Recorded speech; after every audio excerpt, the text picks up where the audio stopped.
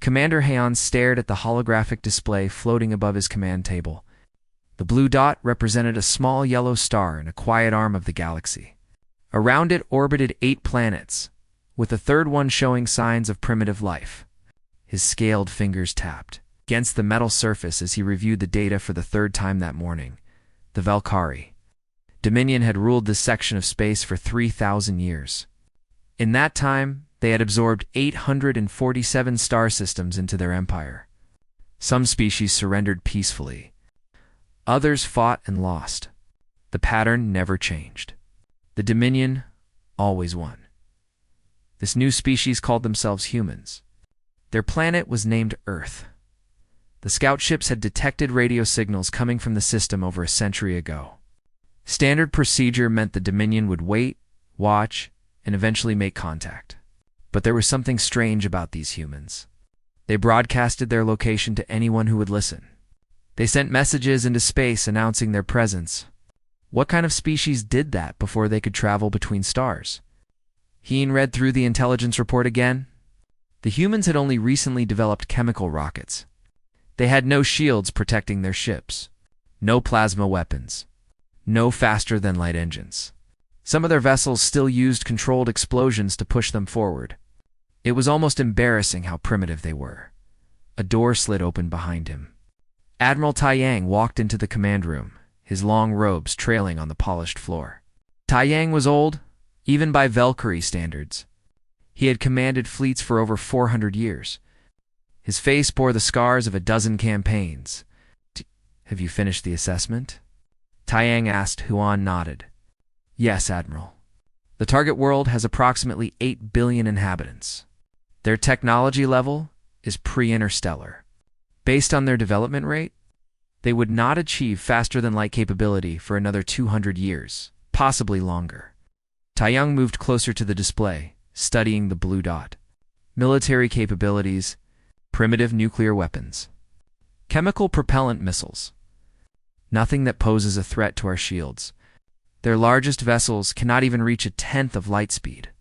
Heian paused. "There is one unusual detail, Admiral." "Go on." "They have been broadcasting into space for over 120 years. Radio signals, television transmissions, deliberate messages aimed at potential alien civilizations. They seem to want to be found." Taiyang's eyes narrowed. "Foolish or desperate." He straightened his robes. "Prepare the standard annexation protocol. Send 200 ships. That should be more than sufficient, Admiral." 200 ships seems excessive for such a primitive world. "I did not ask for your opinion on fleet composition, Commander." Taiyang's voice carried a sharp edge. "We show overwhelming force. It prevents resistance and saves lives on both sides. Prepare the ultimatum." Yan bowed his head. "Yes, Admiral." "What terms should I include?" "The usual. 48 hours to surrender their world to Dominion authority. They will integrate into our empire, pay appropriate tribute, and accept Valkyrie governance. If they refuse, we will demonstrate our weapons on their military installations until they comply." The ultimatum was transmitted 3 days later. It traveled through space at the speed of light, reaching Earth's orbit 12 hours after being sent. The message was clear and simple: surrender or face destruction. The Dominion had given this ultimatum to hundreds of species before. Most surrendered immediately. A few tried to fight. None had ever won.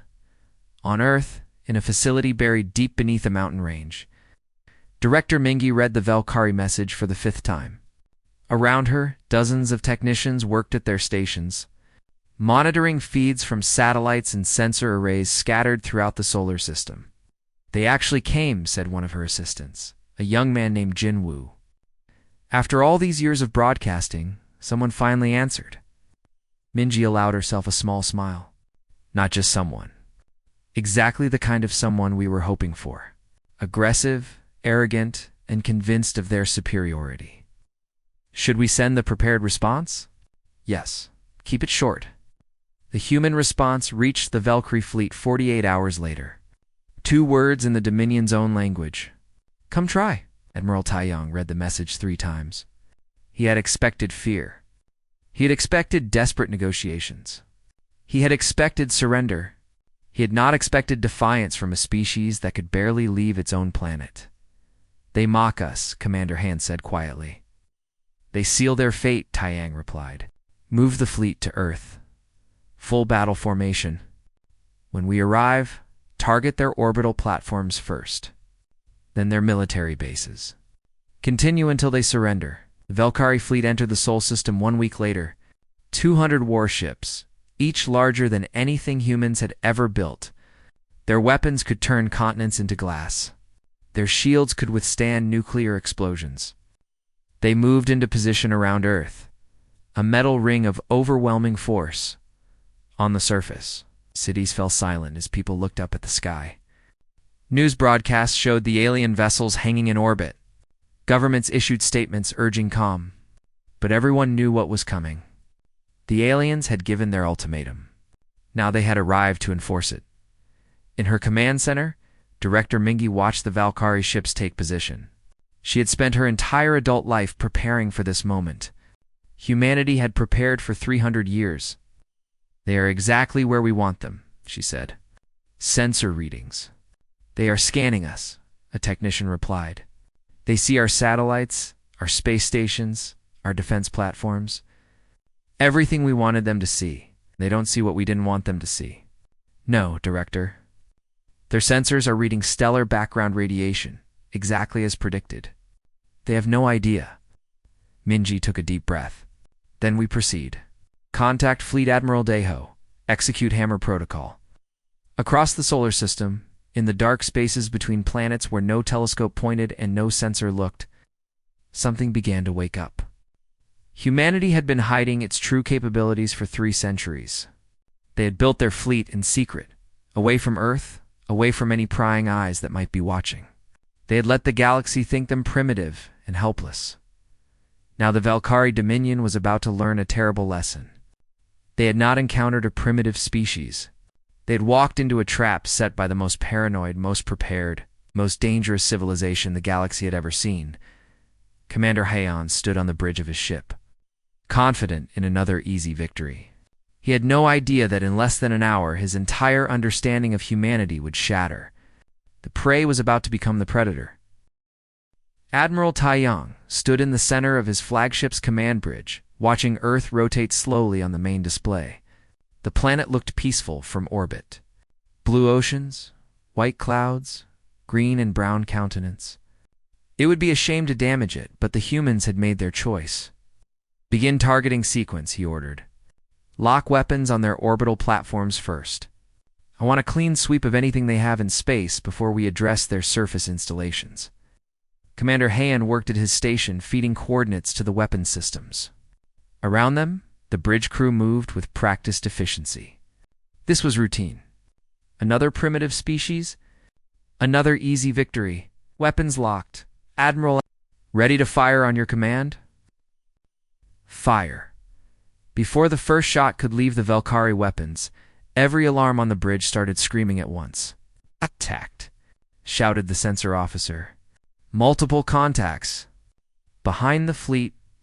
Behind us." Taiyang spun around. "That's impossible. We had sensor coverage on all approach vectors." "They didn't approach, Admiral." The sensor officer's voice shook. "They just appeared. One moment nothing, the next moment ships. Hundreds of ships." The main display switched from Earth to the space behind the Valkyrie fleet. What Taiyang saw made his blood run cold. Ships were materializing out of empty space, not emerging from hyperspace with the familiar distortion patterns, not dropping out of faster-than-light travel with the expected energy signatures. They were simply appearing. Reality seemed to fold, and through the fold came warships. "Many?" Taiyang whispered, counting Admiral. 500. No, 800. "Still coming?" 1,000. 1,500. The sensor officer's voice rose with each number. "Admiral, they are still appearing. 3,000 ships now. 5,000. This is impossible." Dr. Jinwoo, the chief science officer, ran from his station to the main sensor console. His hands flew over the controls, checking and rechecking the readings. This cannot be right. They are not using hyperspace. They are not using any known method of faster-than-light travel. They are simply translating from one point in space to another with no transition period. Could it be weapons? Commander Heon asked. Some kind of projected illusion?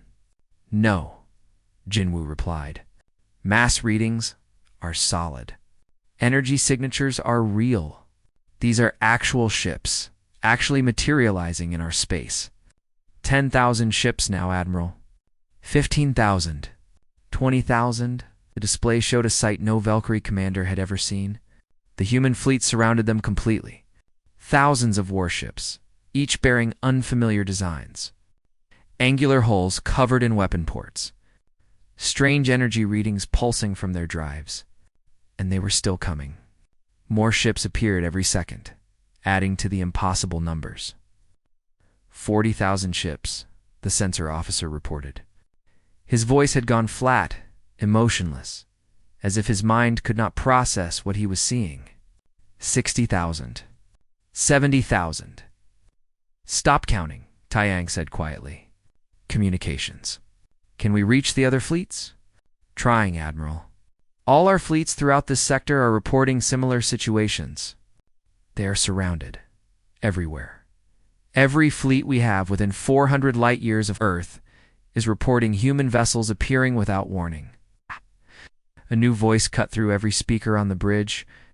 Valkyrie Dominion forces, this is Fleet Admiral Daeho of Earth's Stellar Navy. You are surrounded. Power down your weapons and prepare to be boarded. You have 5 minutes to comply. Failure to comply will result in the destruction of your vessels. The face on the screen was human, male, middle-aged, with dark eyes that showed no emotion. He wore a uniform that looked both practical and intimidating. Behind him, Taiyang could see a command bridge far more advanced than anything in the Valkyrie fleet. This is impossible, Taiyang said. You are primitive. Our intelligence reports showed you could barely reach your outer planets. You have no faster-than-light capability. You have no shields. You have nothing. Admiral Daeho's expression did not change. That is what we wanted you to believe. We have had faster-than-light travel for 300 years, Admiral. We developed quantum fold drives 200 years ago. The primitive signals we broadcasted, we wanted to be found. We wanted to see who would respond. We wanted to know who in this galaxy was peaceful and who was predatory. But why? Why hide your capabilities? Because we learned from our own history. We learned that appearing weak is sometimes the best way to discover your enemies. You thought you were attacking a helpless world. Instead, you walked into a trap we set centuries ago. We have been watching the galaxy, Admiral. We have seen your empire. We have seen how you absorb species, how you crush resistance, how you rule through fear.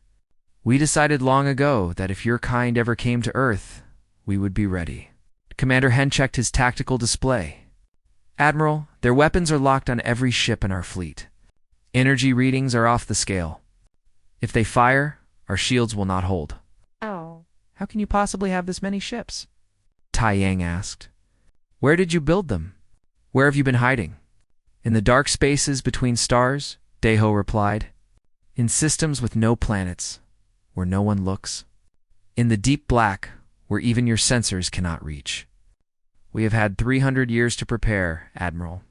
We have built shipyards in places you did not know could support them. We have trained crews in secret. We have developed weapons you cannot imagine. All because we knew this day would come. Someone would see our broadcasts. Someone would think us easy prey. And when that someone arrived, we would teach them the most important lesson in the galaxy. What lesson? Taiyang asked, though he already knew the answer. That humanity does not bluff. That appearing weak is not the same as being weak. That threatening our home is the last mistake you will ever make. Daeho leaned forward. You have 4 minutes remaining. Power down your weapons, or we will show you exactly how advanced we are. Around the Valkyrie fleet, the human ships moved with precise coordination. Thousands of vessels maneuvering as one, forming patterns that would allow overlapping fields of fire. Every human ship had its weapons trained on multiple Valkyrie targets. The message was clear. Resistance was pointless. Admiral. Commander Han's voice was quiet. What are your orders? Taiyang looked at the overwhelming force surrounding his fleet. He had fought in dozens of battles. He had seen empires rise and fall. He knew when a fight was lost before it began. This was not like facing a primitive species. This was like facing a predator that had been waiting in ambush. Power down weapons, he said softly. Signal all ships to stand down. We surrender. The human vessels did not lower their weapons, but they did not fire either. Boarding shuttles launched from dozens of ships, heading toward the Valkyrie fleet. One more thing, Admiral, Deho said. Every other Valkyrie fleet in this region has received the same ultimatum. Every single one is surrounded just like you. Your empire sent 83,000 ships to subjugate the species in this sector. All of them are now under human guns. We materialized our forces everywhere you had a presence. Simultaneously. In the span of 5 minutes, your military power in this entire region ceased to exist.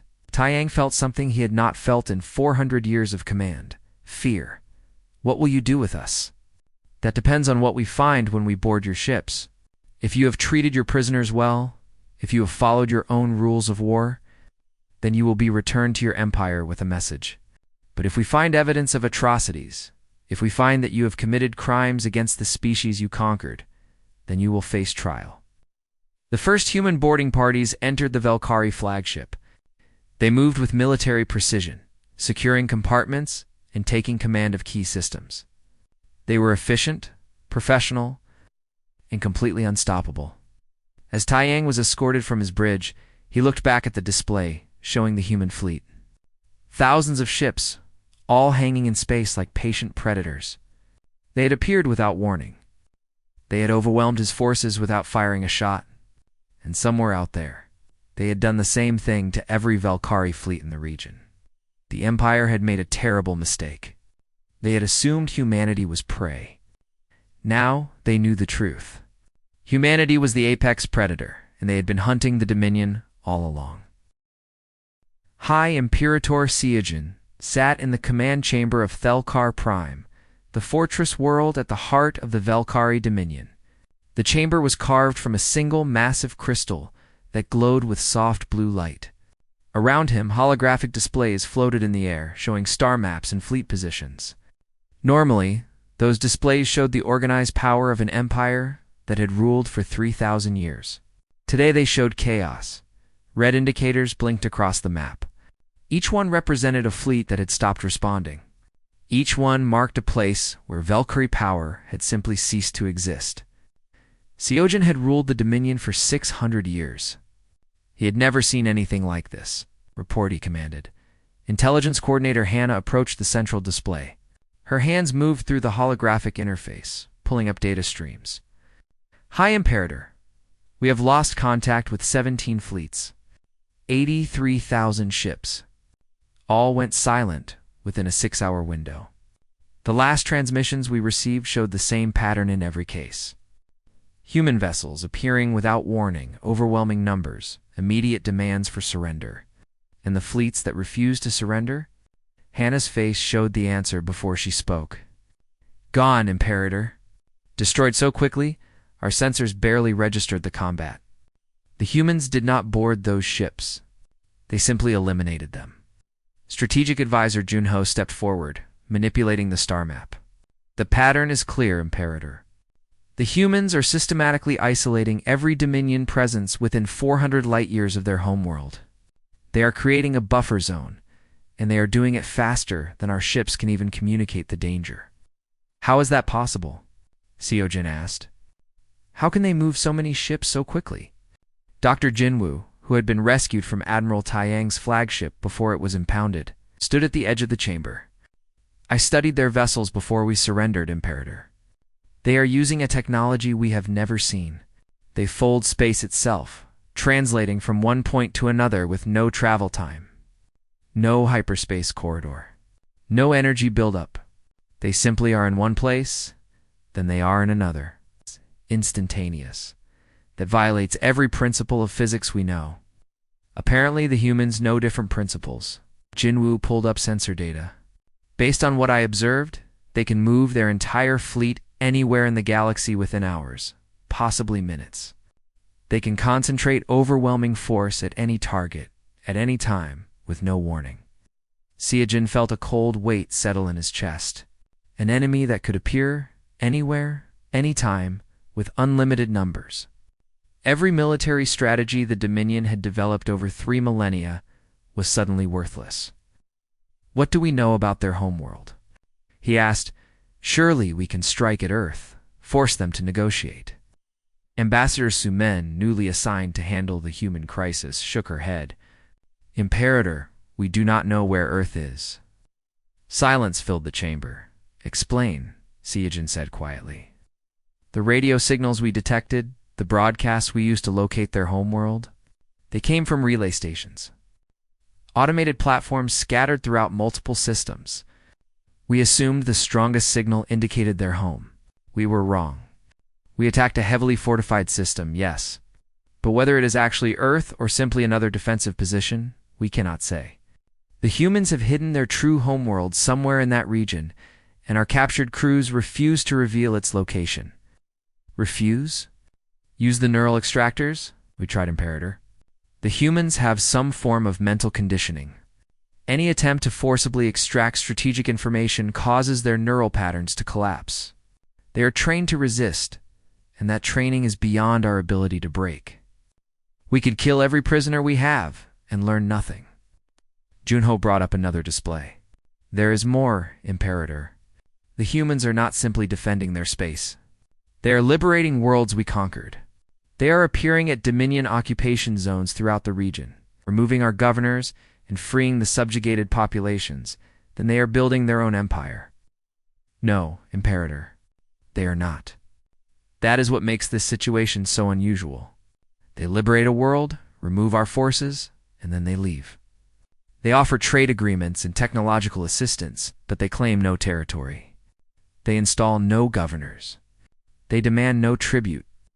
Seojin leaned back in his throne, processing this information. An enemy that did not want territory was unprecedented. An enemy that freed slaves, but did not enslave them in turn. What did such an enemy want? On Earth, in the command center buried beneath the mountain, Director Mingi reviewed the operational reports with satisfaction. The Consolidated Defense Initiative had spent 300 years preparing for this moment. Every scenario had been planned. Every contingency accounted for. Phase 2 is complete, she told her staff. We have secured the buffer zone. All Valkyrie forces within 400 light-years have surrendered or been eliminated. Our intelligence teams are processing the data from their captured ships. What about Phase 3? Asked one of our analysts. We proceed as planned. Begin liberating their occupied worlds. Show the galaxy what happens when you build an empire on oppression. Minji pulled up a list of Dominion-controlled systems. These species have suffered under Valkyrie rule for centuries. We will give them back their freedom. Director, the Galactic Council is requesting communication. Multiple species want to understand our intentions. Tell them the truth. We have no desire to rule. We simply will not allow others to threaten us or to abuse species weaker than themselves. The age of empires is over. We are making sure everyone understands that. Far from Earth, on the liberated world of Calax Prime, Captain Nari stood on the balcony of the former governor's palace. Below her, crowds of Calaxians filled the streets, celebrating their freedom. They had been under Valkyrie occupation for 200 years. Their children had been born into servitude. Now, after a single day, they were free. A delegation of Calaxian leaders approached her, led by an elderly female named Elder Corva. Captain Nari, our people do not know what to say. For so long we prayed for liberation. We never believed it would come. You are free now, Nari replied. What you do with that freedom is your choice. But surely you will want something in return. Tribute, trade agreements, military alliance. We would be happy to establish trade if you want. As for military alliance, we will defend any species that asks for our help against aggressors. But we claim no authority over your world. Your government is yours to form. Your future is yours to decide. Elder Corva's eyes filled with tears. We have never heard of conquerors who do not wish to conquer. We are not conquerors, Nari said gently. We are protectors. There is a difference. News of humanity's liberation campaign spread across the galaxy faster than any ship could travel. Species that had never heard of humans suddenly knew their name. The Dominion had been the largest empire in this region of space. In less than a week, humanity had dismantled it. Back on Thelkar Prime, High Imperator Cyajin made his decision. Send a delegation to the humans. Offer a ceasefire. Offer reparations for our attack. Offer whatever they want. Imperator, what if they want our complete surrender? Ambassador Sumain asked. Then we surrender. We cannot fight an enemy we cannot find, who can appear anywhere, and who has already defeated our entire military force in this region. Pride is not worth extinction. He stood from his throne. Draft a message. Tell the humans we acknowledge our mistake. Tell them the Dominion will withdraw from all contested systems. Tell them we wish to negotiate peace. The message was sent on all frequencies, hoping the humans would receive it. In her command center, Director Mingi read the Velkhari surrender with a sense of grim satisfaction. They are learning, she said. Finally, they are learning. Send our response. Tell them we accept their ceasefire. Tell them we will discuss terms for a formal peace treaty. And tell them that if they ever threaten another species, we will be watching. We will know, and we will come for them again. Around the galaxy, hundreds of species watched these events unfold. They saw the impossible speed of human ships. They saw the overwhelming size of the human fleet. But most importantly, they saw something unprecedented in galactic history. They saw a species with the power to rule the galaxy choose not to rule. They saw strength combined with restraint, and they understood that the galaxy had changed forever. The city of Praxos on Calax Prime had been beautiful once. Before the Velkhari came, it had gardens and parks where families gathered. The occupation changed everything. Gardens became military facilities. Parks became detention centers. For 200 years, the Calaxians had lived under foreign rule. Captain Nari walked through the city streets, accompanied by Elder Corva and a security team. Everywhere she looked, Calaxians were removing Velkhari symbols, tearing down monuments to Dominion power, reclaiming their world. Children played in streets where curfews had once forbidden their presence. Markets opened, selling goods that had been controlled by Velkhari governors. Freedom was spreading like sunrise across the planet. We never believed this day would come, Elder Corva said. We had given up hope. Hope is never truly lost, Nari replied. Sometimes it is only sleeping. They stopped at what had been the governor's headquarters. Human engineers were already dismantling the surveillance equipment, the control systems, everything the Velkhari had used to maintain their grip on the population. A Calaxian engineer named Torvak approached, carrying a datapad. Captain Nari, we have found something. Records. The Velkhari kept detailed files on every family, every person, every act of resistance. They documented everything. Secure those records, Nari ordered. The people will want to know what was done in the dark. Truth is part of healing. Professor Minho, a human xenosociologist assigned to the Calaxian Provisional Government, joined them. He had been studying the records since they were discovered. His face showed sadness. The Velkhari were thorough in their oppression. They separated families. They punished whole communities for individual acts of resistance. They took children from their parents for educational programming that was really indoctrination. Then they committed crimes, Nari said flatly. War crimes. Crimes against sapient beings. Admiral Tai Yang and his officers will face trial for what they allowed to happen here. The liberation continued across 200 worlds in 80 systems. Everywhere the pattern repeated. Human ships arrived, removed Velkhari occupation forces, and departed. They left behind medical supplies, food shipments, technical assistance. But no governors, no demands, no tribute. The galaxy watched in confusion. This was not how conquest worked in the Dracon Confederacy, a militaristic power bordering the former Valkyrie territory. War Chief Yonji studied the reports from her intelligence officers.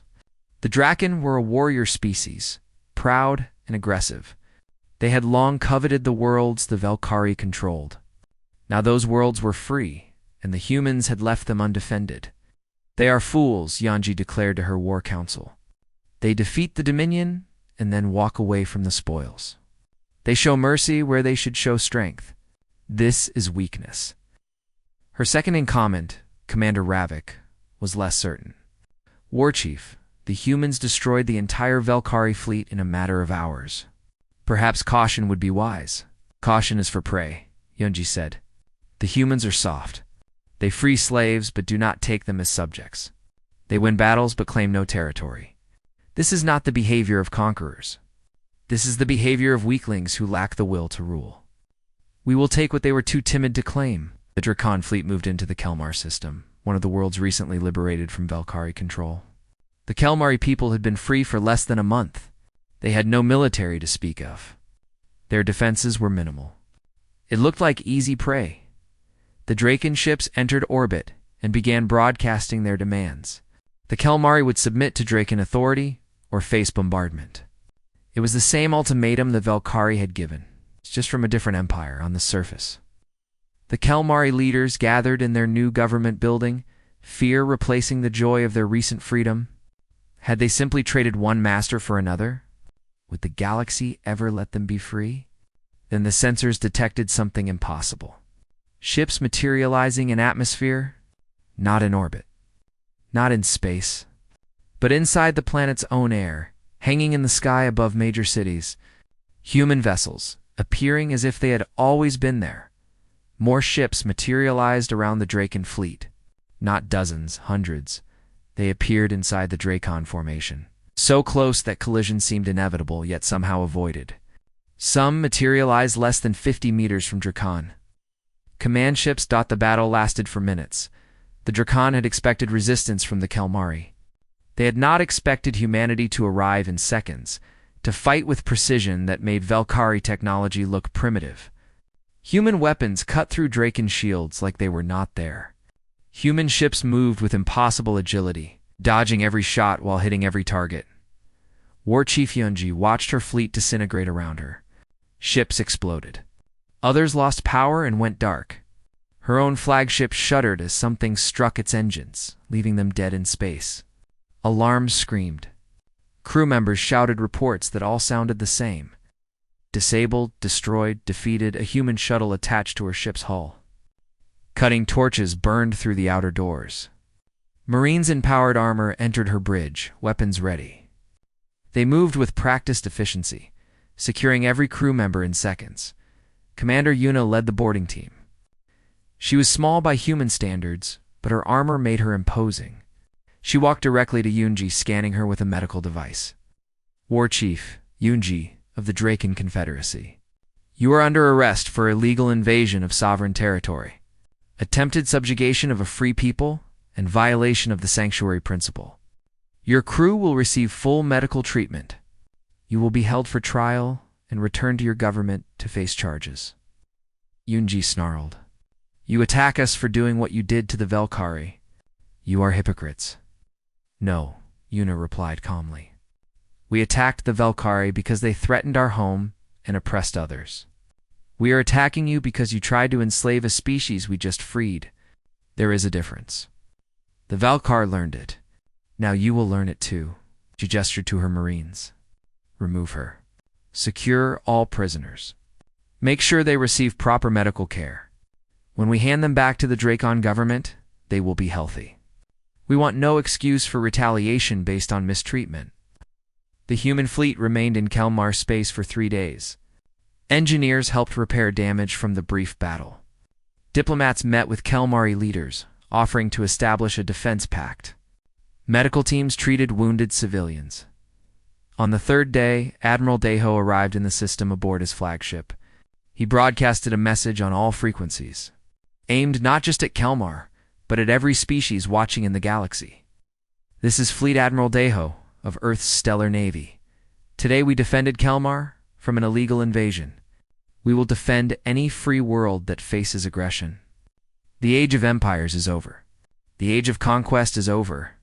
Any species that attempts to build power through subjugation will face the full strength of humanity. We do not seek to rule the galaxy, but we will not permit others to rule through force. This is the sanctuary principle. Learn it, respect it, or face the consequences. The message spread across thousands of worlds. Species that had considered moving into the power vacuum left by the Valkyrie suddenly reconsidered. Aggressive powers that had seen opportunity in chaos suddenly saw danger.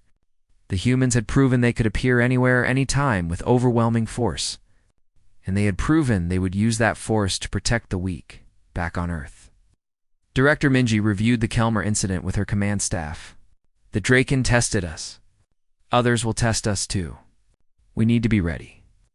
Director, maintaining this level of intervention across the galaxy will strain our resources, one of her advisors pointed out. Then we build more ships, Minji replied. We train more crews. We do whatever is necessary. For 300 years, we prepared for someone to threaten us. Now we know the galaxy is full of threats. We will not let another species fall into slavery simply because we chose to look away. The sanctuary principle is not just words. It is a commitment. And we will honor that commitment no matter the cost. She looked at the star map showing the galaxy, dozens of species marked in different colors. Some were peaceful, some were aggressive. All of them were watching humanity, trying to understand what this new power represented. Send the message to all our diplomatic stations, she ordered. Make it clear. We offer friendship to all peaceful species. We offer protection to all threatened species. But we offer no mercy to any species that chooses conquest. The galaxy has a guardian now, whether it wants one or not. 6 months after human warships first materialized above Thelkar Prime, the galaxy looked completely different. The Valkyrie Dominion had dissolved peacefully into 40 independent systems.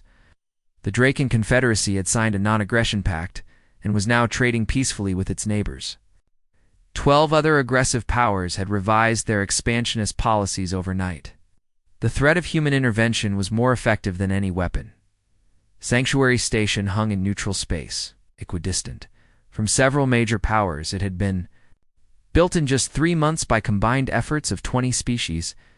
The station was massive, capable of hosting thousands of delegates. Today, it hosted the first Galactic Assembly, where 200 species gathered to discuss the future.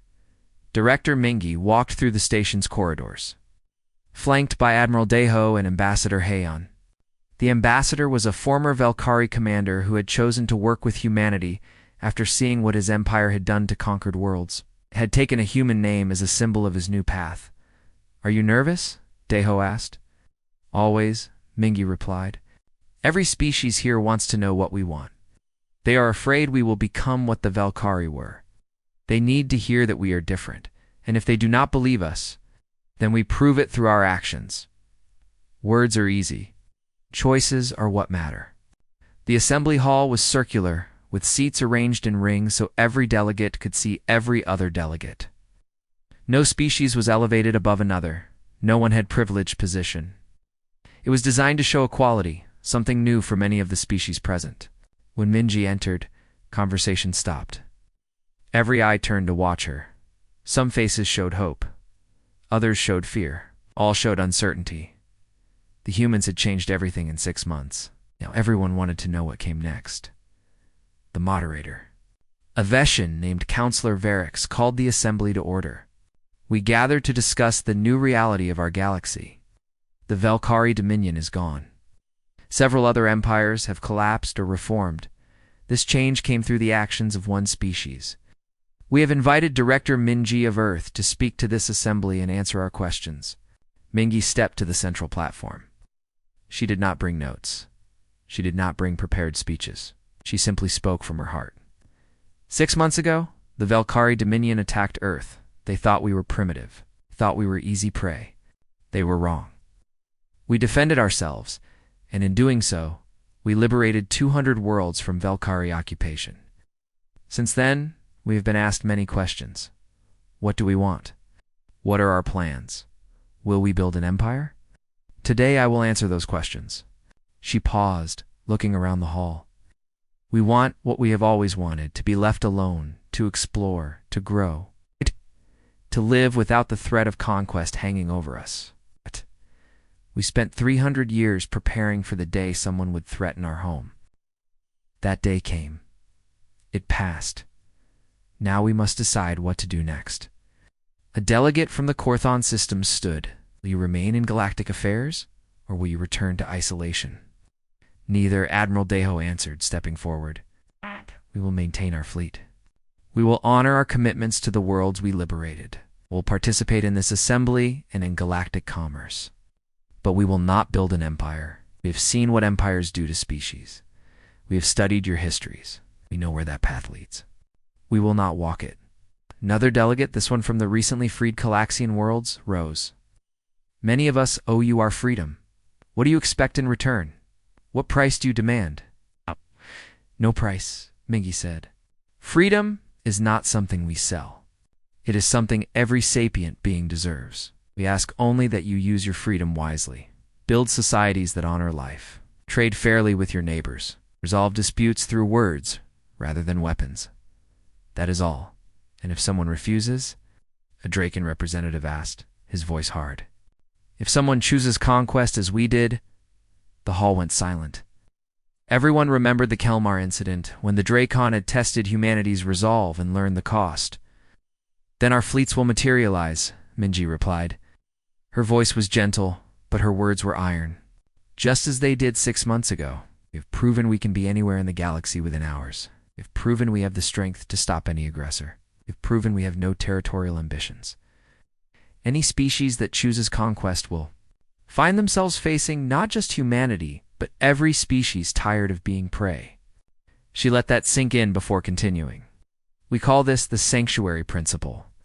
The galaxy will be a sanctuary for all peaceful species. No empire will be allowed to subjugate others.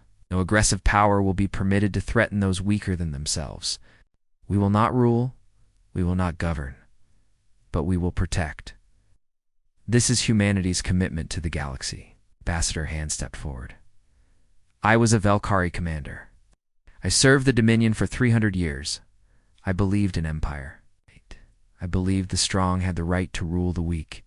Then I saw what my empire had done. I saw the suffering we caused. I saw children torn from parents. I saw entire cultures erased. When the humans defeated us, I expected slavery or execution.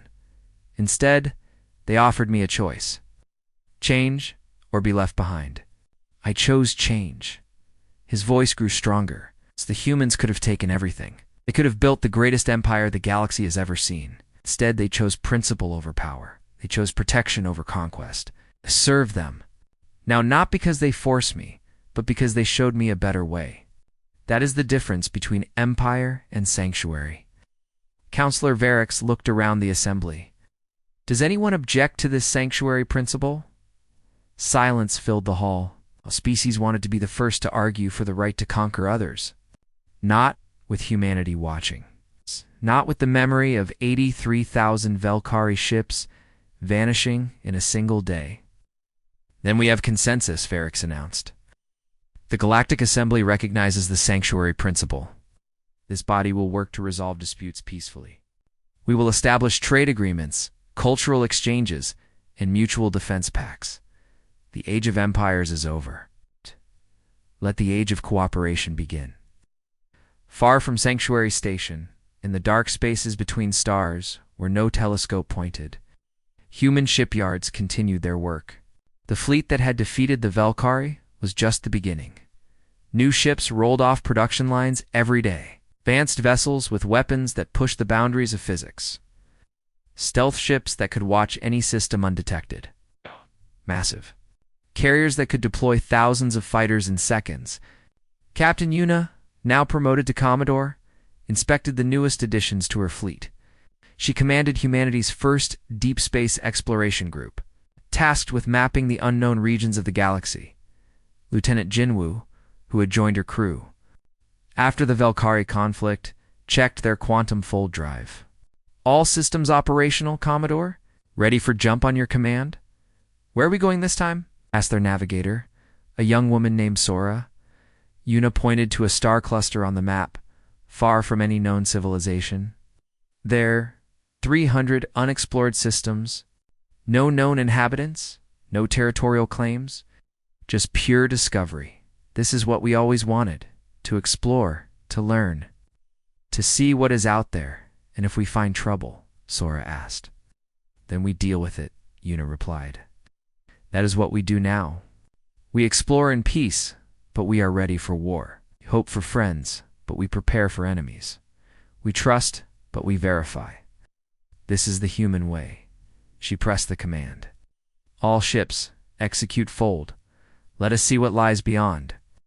The human vessels vanished, materializing light years away in an instant. They carried humanity's message to the unexplored galaxy. Come in peace, but we are not prey. Seek knowledge, not conquest. But threaten us, or those we protect, and you will learn why empires now fear the dark. On Earth, in her command center. Director Mingy watched the exploration fleet depart. Around her, thousands of technicians monitored every corner of known space. Sensors tracked millions of ships. Communication networks linked human forces across hundreds of light years. Everything was connected. Everything was watched. Everything was ready. Director, the Senate is asking about our long-term plans, one of her aides said. They want to know how long we will maintain this level of military readiness. Mingy did not take her eyes from the displays. Forever. We will maintain it forever. We spent 300 years preparing for the Valkyrie. Now we know the galaxy is full of threats. We'll never again be unprepared. We'll never again be vulnerable. We'll never again allow species to be enslaved simply because no one was strong enough to stop it. Some people say, we are becoming the empire we fought against. Let them say it, Mingy replied. We know the difference. Empires conquer, we protect. Empires enslave, we liberate. Empires rule through fear. We offer friendship to all who want it, and show force only to those who force our hand. History will judge whether we chose correctly. But I would rather be judged for protecting too much than for protecting too little. Across the galaxy, on 200 liberated worlds, former slaves built new lives. Children played in streets that had once known only oppression. Markets thrived where control had once strangled commerce. Species that had forgotten hope remembered what freedom felt, like they looked to the stars not with fear, but with wonder. Somewhere out there, humanity watched. Somewhere out there, ships waited in the dark, ready to materialize wherever they were needed. The galaxy had a guardian now. Not a ruler, not a master. Not a guardian.